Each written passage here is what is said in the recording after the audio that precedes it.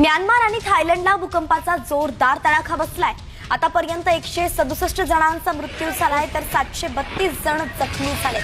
भूकंपाच्या धक्क्यानं बँकॉकमध्ये बांधकाम सुरू असलेली एक इमारतही कोसळली आणि या इमारतीच्या ढिगाऱ्याखाली अनेक लोक अडकल्याची भीती आता व्यक्त केली जाते। या साईटवरती तब्बल 400 लोक काम करत होते आणि त्यातले 80 जण बेपत्ता आहेत तर 3 मृत्यू झाला। या भूकंपाचा 5 देशांमध्ये प्रभाव जाणवला। अनेक भागात लोक घरं आणि ऑफिस सोडून पळून गेले।